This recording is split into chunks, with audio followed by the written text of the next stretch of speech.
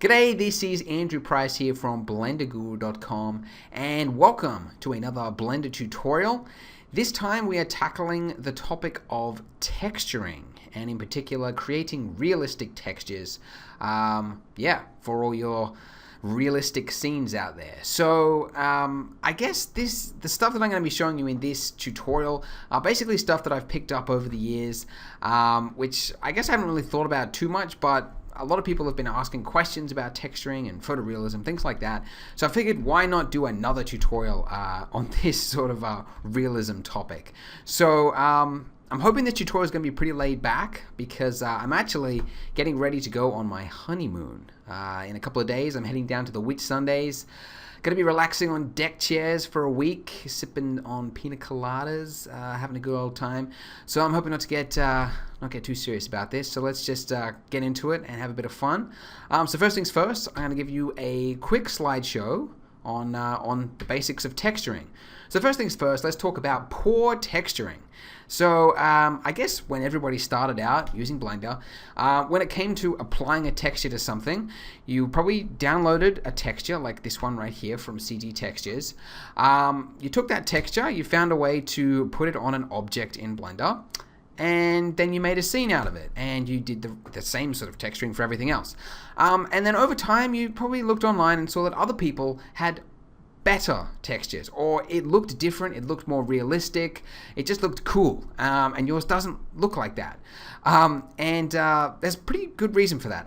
With this current poor texturing setup, if you're just using the color map, which is the one that you can see there on the left, also known as the diffuse map, the technical term I guess. If you're just using that, it's the equivalent of printing out the texture on a piece of paper, then sticking it to a wall. Now, that is not going to look very good in the 3D world because you've got lighting, you've got other objects interacting, you've got shadows, you've got reflections, you've got all sorts of different things that should be a part of that texture. But if you're only using the color map, you're not actually going to get any of those, that fancy stuff. It's just going to look exactly like you had printed it out, stuck it on a wall. So, as you can see on this example here, this little wavy light here shows exactly what I'm talking about. But there is a better example, and that is to use the better texturing method. And that is to start off with the diffuse texture, but then taking that texture, you can generate from it a normal map or a normal texture, which will basically affect the bump map of the object. So you'll need a special program or something like that to generate this type of map. You can then take that texture and you can also turn it into a specularity texture, and that will affect the glossiness, or which parts of the mesh should receive the glossiness. Then you've also got occlusion, which will basically fake the deep crevices in geometry and make some parts look like it's shadowed. And then finally, you've also got a displacement texture. So these are 5 different types of textures which you can generate from the original color map right there. So these 5 textures, when put together, will create a much more realistic looking result, as you can see right here. So you can see obviously the light is affecting the textures a lot more. You've got the bump mapping, you've got glossiness, you've got displacement. It's all working a lot better, and it looks obviously a lot more realistic than the plain old flat texture that we started with. Excuse me. So this is again the starting one, and then this is the better version using all of those different texture types. So that's essentially what I'm going to be showing you how to do in this tutorial. So as I said, we are going to be focusing on this cobblestone street, but you are welcome to go ahead and use these exact same techniques for any different types of textures that you're creating. So this tutorial is sort of designed to be, I don't know, like a reference guide. So if you wanted to make other different types of textures, you can use the exact same methods for other things. Okay, so moving on now into Blender. So the first thing we're going to do is go ahead and remove this cube, and we're going to replace it with a plane. So this, we're going to be just applying the texture to just this plane that you can see right here. We're not going to do any modifications, we're not going to extrude or anything like that. We're just going to start with this plane. We're just going to apply that texture, see how realistic we can make it, and then we'll get into making it into a road, I guess. So first things first, we need to apply a material to it. So go ahead, add a new material. And so of course the default material you've got is diffuse. And we're going to go ahead and keep that. And we're going to apply just that texture that we had at the start there. So I'm going to go ahead, click on image texture. I'm going to click open. I'm going to find where I've got that texture, this one right here. This is from cgtextures.com. You can go ahead and download that. Load that in, and we should actually, if I just go ahead, stay away, and let's open up the node editor just so we can see a better arrangement of how all the textures are coming together. Now, if I was to put this into rendered view mode right now, I would see nothing, and that's because I actually haven't UV unwrapped that plane yet. So if I just go into edit mode, hit U, and then select project from view bounds, what that'll do is it'll actually just take that exact plane right there, and then it will just UV unwrap it so that it fits to the exact resolution of that UV image editor. So it's nicely fit. So now that I've done that, I suppose I should go ahead and let's go ahead and save this quickly, just so that if it crashes, I'm covered. Always good to have a safety. I'll put this into rendered view mode now, and there you have it. We've got our nice brick texture there. Pretty boring looking. I'm going to go ahead and bump up the lamp just so that when we start getting into some more, complex textures, that we can actually see the results as it's happening to our mesh. So I'm just going to change that lamp into a sun lamp, and I'm just going to just tilt it along like that, like so, and I'll set the size. That size there is the size of the shadows, by the way. So if you set that to something smaller, it's a lot more realistic than the default one. And I'll change the strength of the sun to be 10, and I'll just give it a slight yellow look right there. So now if I just move in like so, just give that a render, and you can see, ta-da, we have a very flat, boring looking plane. So as I showed you in that slideshow, the way to get realistic looking materials and a look really is to go ahead and generate different texture types based off that colored texture right there. Now there are a number of different programs that you can use to go ahead and do that. You can use Photoshop, you can use GIMP if you wanted to create, the basic ones of specularity. There are, basically a different range of software out there. But the best one, and one that I recommend that all of you go ahead and download right now, is called CrazyBump. So I guess this software came out, I don't know, like 5-10 years ago, I'm guessing.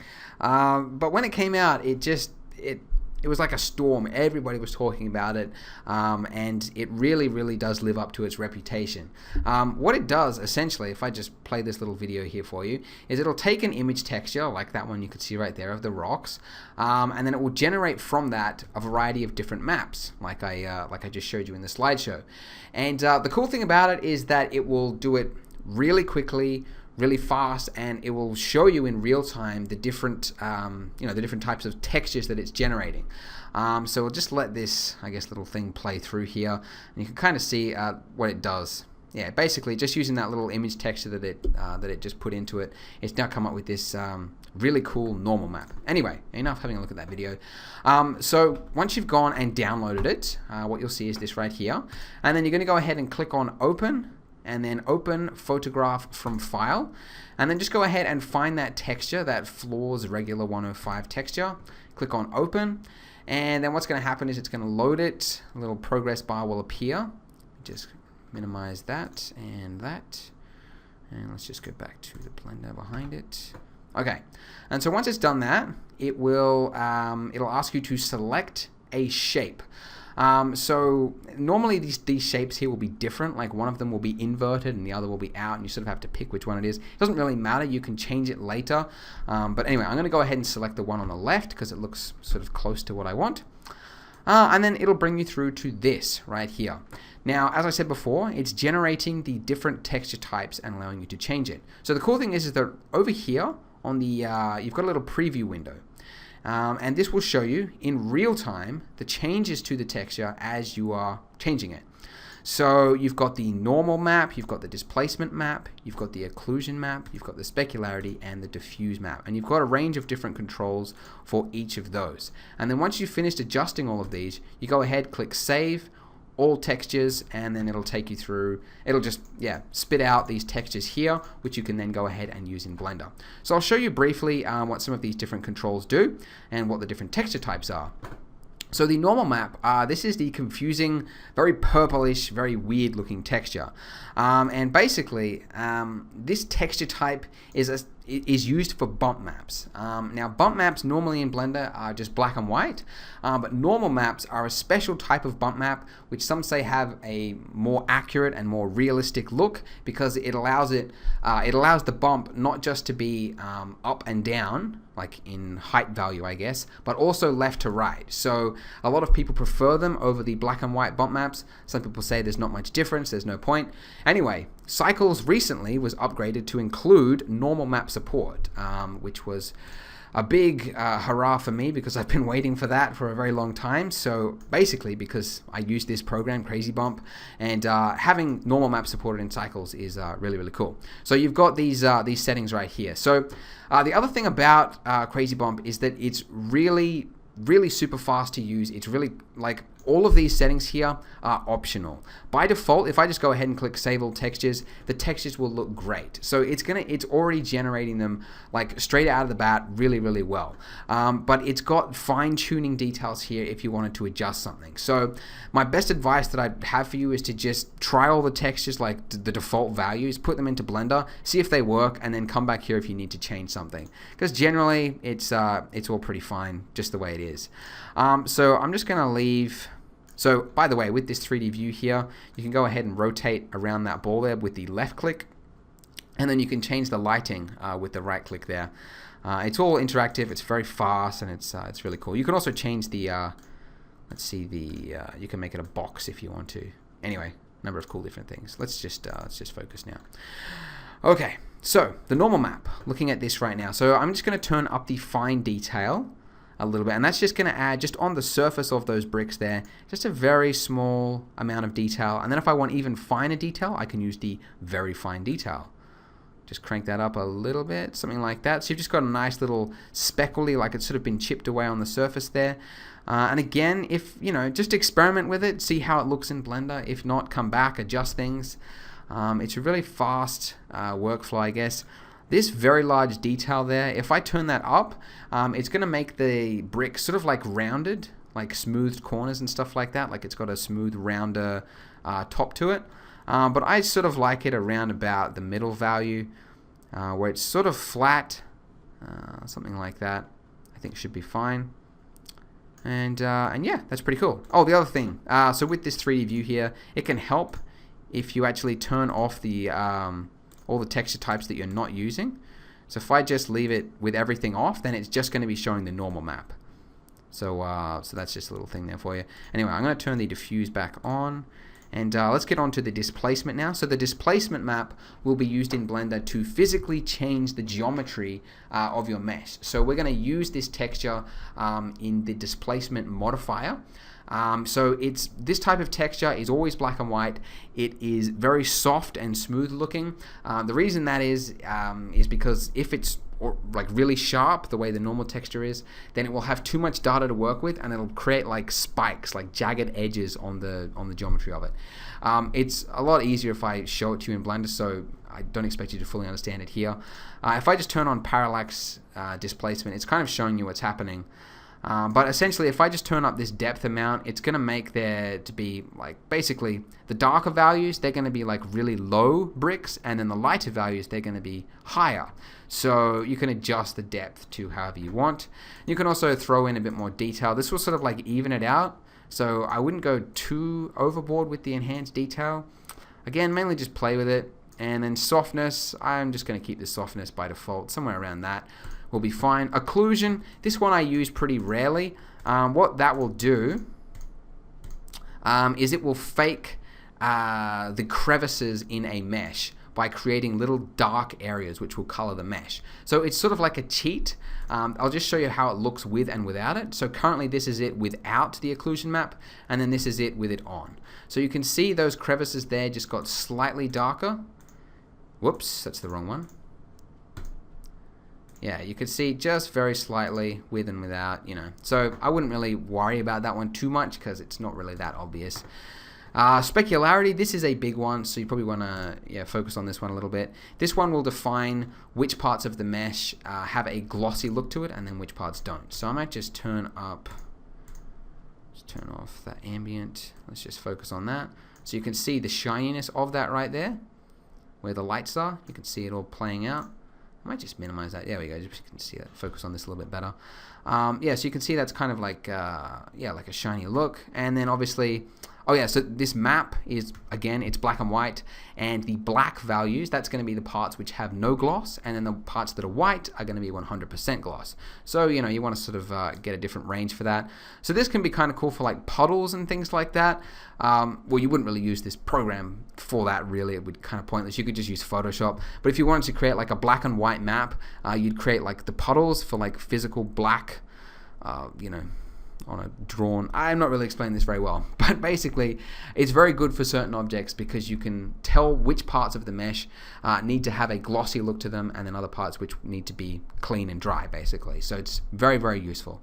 But anyway, again, you can play around with these settings here. By default, they work pretty well, so I might just leave that. I think that looks pretty cool like that, actually. I'll also just add in some noise, which can kind of give it like a nice sort of speckledy look, like it's not all even specularity, which can, I think, kind of match this sort of mesh. So that's all well and good.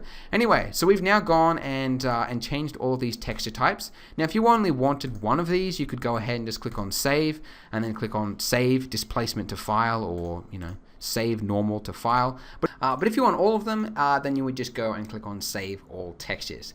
But before we do that, there is one final thing we need to do, and that is because we need to change some of the preferences. So if I just go here and click on Preferences, there's an option here for the normal map Y. You want to make sure that the Y-axis is pointed to up. Now the reason for that is that is the way that Blender sees it. It needs to make sure that the map Y-axis is up, not down. I think by default it's set to down, but just make sure that it's set to up. So once you've done that, you can then just go ahead, make sure that it is set to up. Anyway, once you've done that, you can then go ahead and click on Save All Textures. So then essentially you just need to find a folder. I'm going to call this tutorial 4. No reason why I added 4, other than this is the 4th time I recorded it. And I'm going to change the file type to be JPEG, not PNG. I find PNGs, the file size is too high, and Blender can kind of choke on it a little bit, and it'll crash because it's using up too much memory. Now there's no progress bar here within CrazyBump to show you when it's finished saving, but if you go to the folder, you can see the images being saved right there. And that's pretty much all there is to it. So I've now got the diffuse, I've got the displacement, normal, occlusion, and specularity map. Awesome.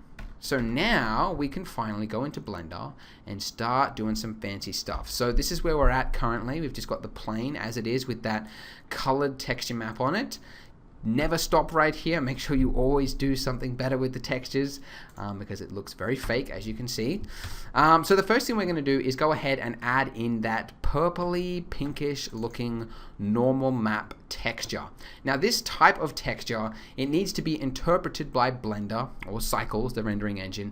It needs to be interpreted in a separate way to the way normal image textures are interpreted because it uses special data. As you can see, it's a purpley pinkish looking thing. So I guess essentially the red pinkish type texture is for the right, and the the highlighted blue is for the up, etc. So Blender needs to know which is which, and so it needs to go through a special node in order for us to properly see this as bump map. But first of all, we need to go ahead and add in that texture. So I'm just adding in an image texture. I'll make sure I select the right ones over here. Normal map. That's the one. Yep, the purple one.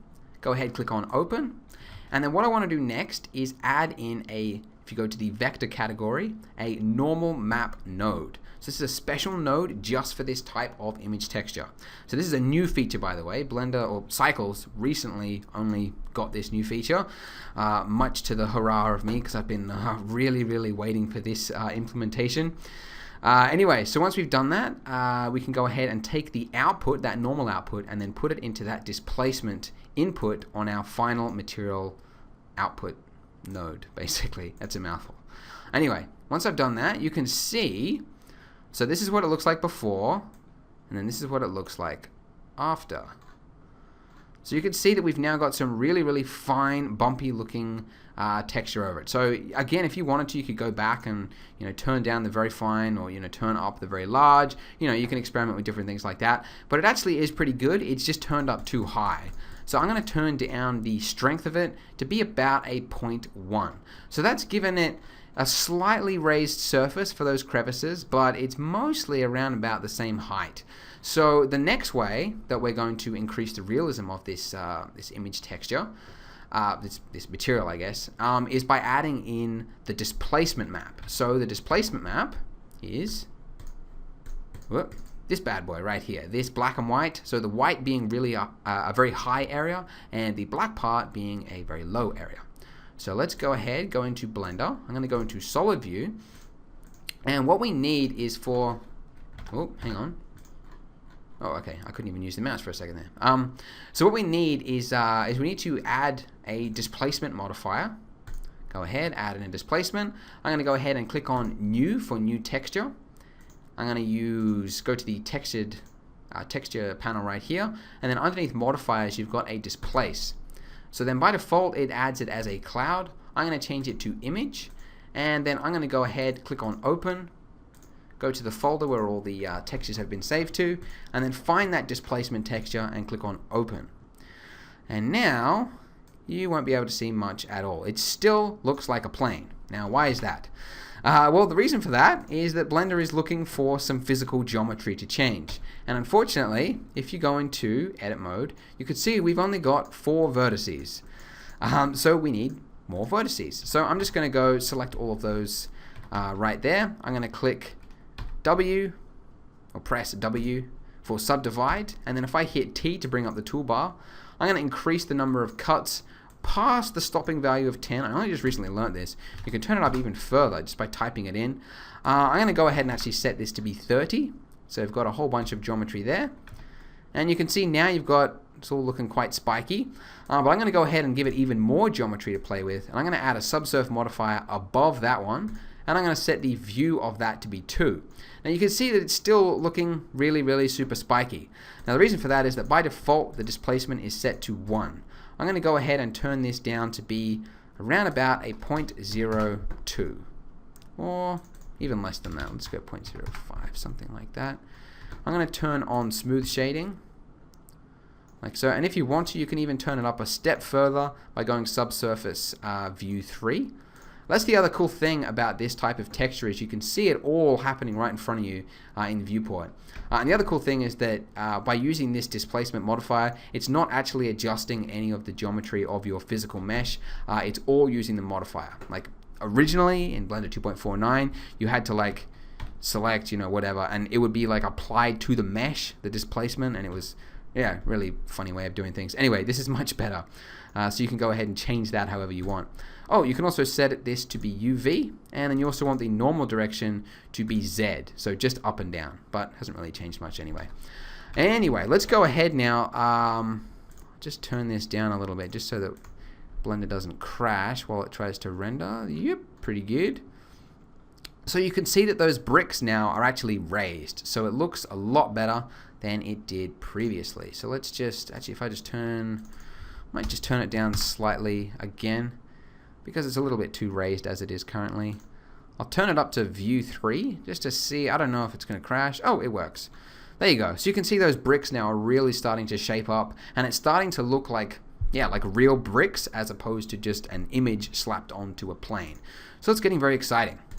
Now, we're only a little bit of the way there. We've got a couple more textures to add. One of them, the big one, being the specular channel. So this one will define which parts of the mesh will have a glossy look to it and then which parts are completely black. So the way we need to do this is by actually adding in another shader. So currently all of this is running through a diffuse shader. So what we're going to do is add in a glossy shader. And I'm going to add in a mix shader to combine the diffuse and the glossy shader. I'll turn down the roughness of that to be 0.1. It's kind of hard to see what's happening here. Let's just move this across. There we go. It's a little bit easier to see. And actually, I think it's better if I move the camera to be just sort of where the sunlight is actually pointed, just so you can actually get a reflection off the surface. If I just have a look at it right now, not sure if it's going to die. Oh, okay, it's cool. Alright, so you can see that everything at the moment is very, very shiny. It's too shiny. So what we want to do is use that image texture, not that one, this one, so that the black parts will have, basically it'll just use 100% of the diffuse, and then the parts that are really extremely white will use 100% glossy, and then the parts in between, the gray values for example, will use a blend of it. So it's a really natural and great way of creating realistic materials. So I'm going to go ahead now, add in that specularity map. Spec. Load it in. And I will drop that into the factor input right there. And you'll notice that it's actually really, really super shiny. Now, normally the way you would turn down the amount of shine would be with this factor value. But because we've now put this into that factor value, we don't have that control anymore. So the way that we are going to do that is by actually it's kind of a hack, but it works quite well. I'm going to drop in a mix shader, and I'm going to set the, I'm going to leave this bottom mix input completely blank, so it's just going to use this color value to mix it with, and I'm going to make that color value 100% black. So now this will essentially play as my factor input value, but it will allow me to still use that image texture which is still playing through it. So I'm essentially, it's like I'm taking this and then making it mostly dark with a little bit of light shining through it. Like if you were to use Photoshop and just kind of like make it opaque or whatever. It's essentially doing that same thing, just mixing it with black. So if I then set this to be, I don't know, 0.98 or something, I think maybe it's a little bit too much, perhaps. Kind of always differs depending on what sort of map that you've got going on. Might also, just so we can see the actual shininess a little bit better, if I also just turn down, yeah, this will actually help you to see it better. If I just turn off that normal map, then we can actually really see the effect of it coming into play. So that's like max, like 100% diffuse. And then if I just go 0.98 or, I don't know, 9.9, something like that, then you get a nice sort of blend of the two of them. It's still, oh, 9.9. Yeah, there we go. Now it's looking a little bit better. Anyway, I'll just turn off that normal map again. Maybe that's a bit too much. Yeah, something like that I think is looking pretty good.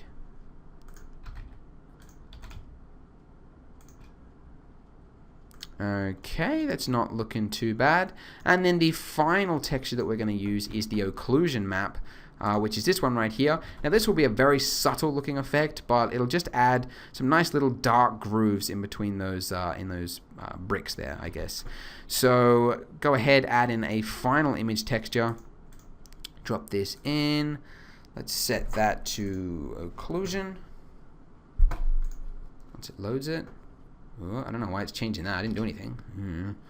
And finally, we're going to use a mix color shader, not a mix shader, a mix color shader, and make sure that this occlusion texture is in the bottom input of the mix shader, because we're now going to change this to be multiply so that it ignores the white value and just uses the darkness.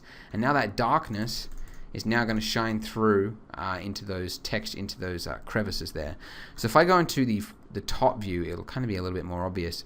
So if I set that to 0, this is it without the occlusion map, and then 1, that's it with the occlusion map. So you can see it's added a little bit of darkness to some of the bricks on the top there, and then most of the darkness coming through the crevices of the bricks there, the way it should be really. So I don't want to go too overboard with it, because again, it is faking it, you know, just, yeah, it's essentially faking how it would look. But I find, you know, like a blend of the two, 0.5 multiply will work quite well. But that's it, guys. That is essentially how how to create a realistic looking material, all from using one physical texture that we put into it, that we got from CG Textures, and we were then able to use CrazyBump to generate a whole range of different types of texture types, which you can then use in Cycles to create something that's very realistic.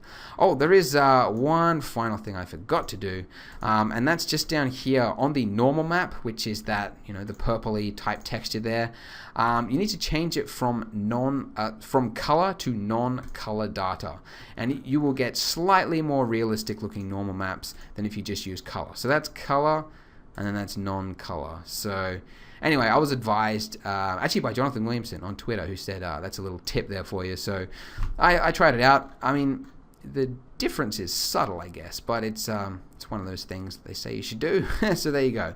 Now, some of you might be wondering how that look of the cobblestone street was achieved, having a nice road in the background there. So I'll show you how to do that. Again, this isn't really texturing, but it can be handy to kind of know. Once you've gotten all this way through the tutorial, I guess if you were waiting for that, it would be annoying if I didn't include it. So the way I'm going to do this is by actually using an array modifier, and I'm going to use this, at the bottom of the modifier. I think will work fine. And I'm going to click on merge so that the vertices are merged. Actually, I might drop this at the top. Yeah, that would make sense. So that way you don't have like a little joining segment. So make sure the array modifier is at the top. And then I'm going to increase the count to be 6. And now because this is a tileable texture, you'll notice that there is no seam really where the texture will be overlapping or anything like that. So if I just turn, because it's got a lot more vertices to render now, but if I just turn it down low enough, we should be able to see it. There we go. And that's it from the front. So you can see there's not really any seam in place, so it's all pretty seamless.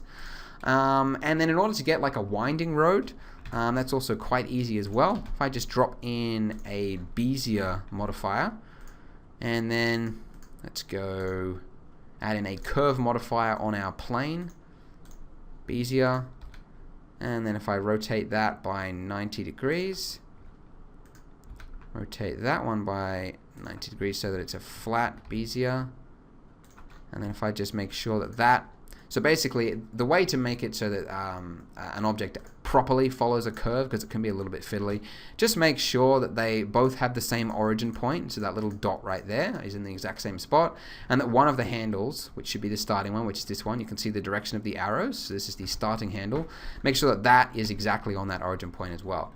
And then what I should be able to do is I can now add in another handle just in the middle here, and I can just twist that, move it around however I want, and there you go. So that's how you create a very quick and easy sort of winding road. And again, the original mesh is remaining exactly the same. I'm just using that tiny little plane there of all that data is all just contained in there. And then also if you wanted the puddles, because I'm sure some of you might be wondering that as well, I'm just going to duplicate all of that right there. I'm going to turn off subsurf and displace. I'll keep curve, and I'm going to remove that material, and I'm going to replace it. I'll make the viewport color black so we can tell the difference. I'm going to replace it with a glossy shader. Make sure the roughness is 0 so that it acts like a mirror. And then I can now, because our brick, our actual, our road has physical geometry because of this displacement. It's not an actual like being faked or anything like that. Just turn up this subsurface so we can see it a bit better. Yeah, because it's not being faked, I can actually, just by moving this plane along the Z axis like that, I can now make it appear as though there is water trapped between the low parts of it, which is very realistic because that's how water collects in real life. So you'll get a very realistic, very nice looking texture when I render it. I just need to make sure that this sun, actually I think that'll work quite well. Give this a render now, and we'll see how that looks. And there you go, pretty quick render, 13 seconds. The puddles don't look too fancy because it's reflecting the world sky, which is currently just a gray color, but if you add in a physical sky, you'll get better looking reflections. But that's it, guys. That is a tutorial on texturing. So I hope you enjoyed it. I designed this tutorial to really be useful for any type of material that you're trying to create. So I'm hoping you're able to use the tips from this tutorial to go off and create anything you like. So if you do create something cool using the methods from this tutorial, do post it in the comments below. I look forward to seeing them. And that is all from me. I will see you next time.